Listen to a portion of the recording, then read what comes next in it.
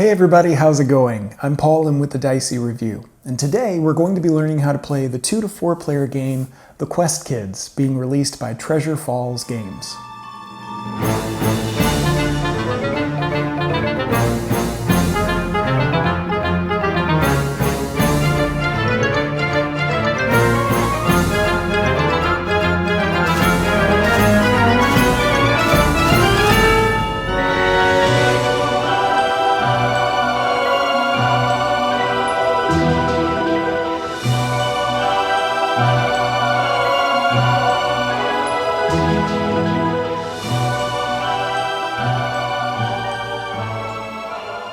The Quest Kids comes with all of the components that you see here, including one game board, a treasure bag, 24 treasure tokens, 6 gems, 20 kind kid cards, 4 player boards, 11 quest cards, 20 health cards, and 42 dungeon tiles in one of 3 different colors, gray, green, and red. The game also comes with 4 each hero miniatures and standee figures, and then 60 total ability cards in 3 different colors. The game also comes with score sheets that can double as coloring pages, which is amazing. To begin setup, first place the game board in the middle of the table. The game board is divided into 7 different rooms. Populate the first 4 rooms by shuffling the green and gray dungeon cards together, and then place each card randomly on all of the squares in the different rooms. When you're done, it'll look something like this. Then, shuffle all of the red dungeon cards, and then randomly place them on all the squares in rooms 5, 6, and 7. When you're done, the right half of the board will look something like this. Place the 20 health cards on their designated space of the board. Then shuffle and place the 11 quest cards on their designated space of the board. Then place the decks of power, magic, and wisdom cards on their designated spot of the board as well. Then shuffle and place the 20 kind kid cards on their designated spot on the board.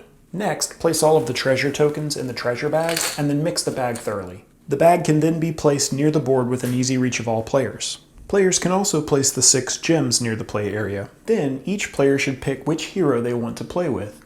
In our example, we're going to be playing with Crash and Ivy. Return the other player components to the box. Place the chosen heroes near the entrance to the cave. Then, each player should take the player mat matching the character they've chosen. Then each player should gain 1 ability card based on the character that they've chosen as well.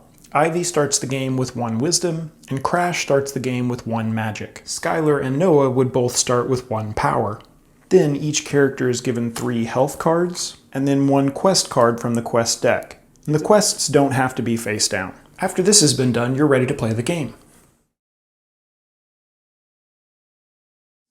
In Quest Kids, the goal is to explore the entire board and uncover all of Tolk's cave, and gain as many stars as possible. Stars can be gained by completing quests, having remaining health cards, scaring away bad guys, and gaining specific items. Stars can also be found on certain kind kid cards, which we'll explain later.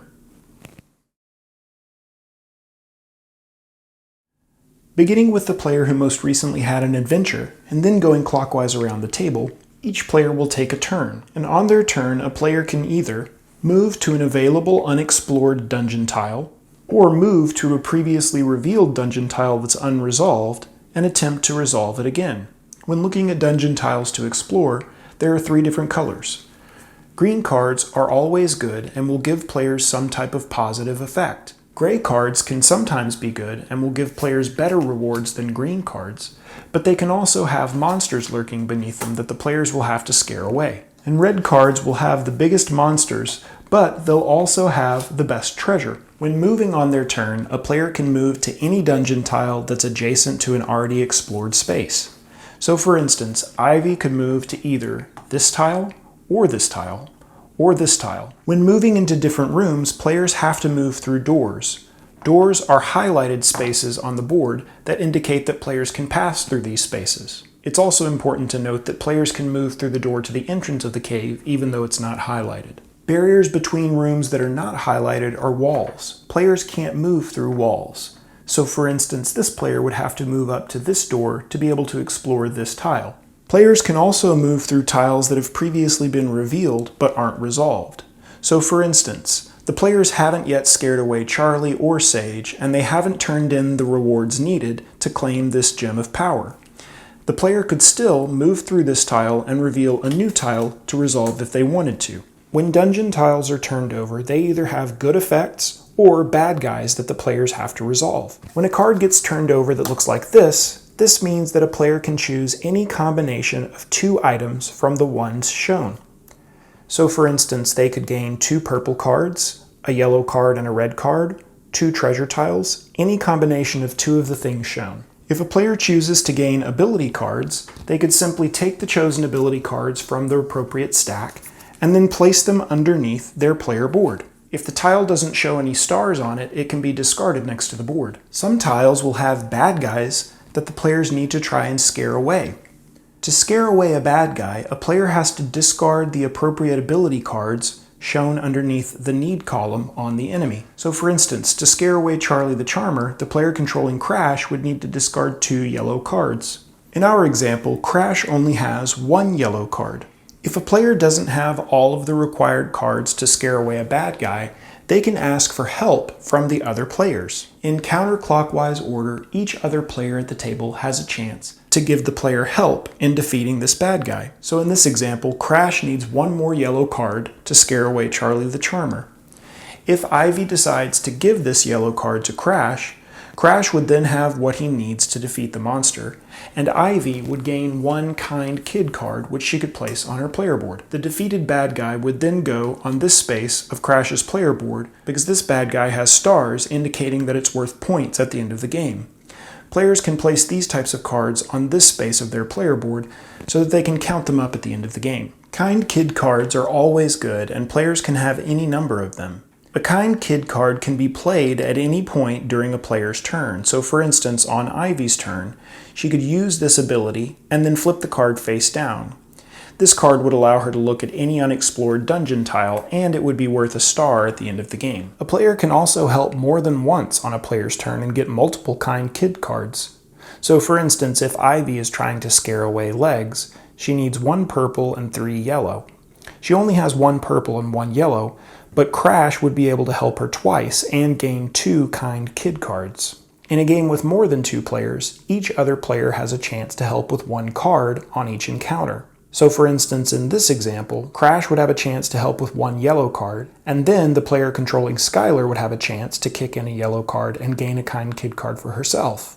It would then come back to Crash should any more help be needed. Some tiles will also allow a player to gain treasure. So for instance, this tile would give 2 purple cards and 1 treasure from the treasure bag.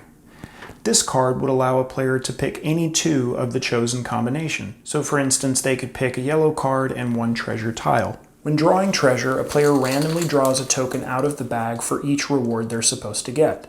Treasure tiles go on this space of a player's board, and they can have positive or negative effects. Every player would gain the stars indicated at the top of the treasure tile, but if a player gains a treasure tile with their character's face on it, they gain the points at the bottom of the tile.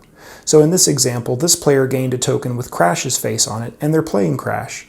So this tile would be worth 2 points for them at the end of the game instead of the 1. Some treasure tiles will also have negative point values on them, however. So if any player gains this, they would lose 1 point, but if the player controlling Noah gains this tile, they would lose 2 points. If a player is unable to scare a monster away, then they would be knocked back and lose 1 health card from their player board. If a player loses their last health card, on their next turn they would simply have to skip their turn and then gain 1 health card from the supply to put on their player board. The last type of tile that can be revealed are special gem tiles. When one of these tiles is revealed, players can place the matching gem on that card. The player who reveals this card can gain this card and the gem if they can discard the needed card shown on the front of the tile. So for instance, if Crash discarded a purple and a yellow, the card would go on their player card area, and then the gem would go in their special items area of their player board. It's important to note that players aren't allowed to help each other when trying to gain a special gem card. If a player is not able to gain a special gem when it's revealed, it will remain on the board, and similarly, if a player is not able to scare away a monster when it's revealed, it will remain on the board. On their turn, instead of exploring a new tile, a player can go to any previously revealed tile and resolve that instead. So for instance, if Crash wasn't able to get this card, then Ivy could move there and gain this card and the gem on a future turn. And in a similar fashion, if Ivy wasn't able to defeat this monster but Crash was, Crash could go and scare away this bad guy on a future turn. It's also important to note that players will have quest cards that they're trying to complete. Quest cards will have a different requirement to be met and will reward players with stars at the end of the game. At the end of their turn, if a player has met the requirements on one of their quest cards, they can complete the quest card by flipping it over. So in this instance, a player would need to have 2 red cards and 2 purple cards in their hand. They don't need to discard the cards, they simply need to have those cards. Since this player meets that requirement, they could flip over that quest card and then draw a new quest card to try and complete on their next turn. If there aren't any more quest cards to be drawn, then players simply don't draw anymore.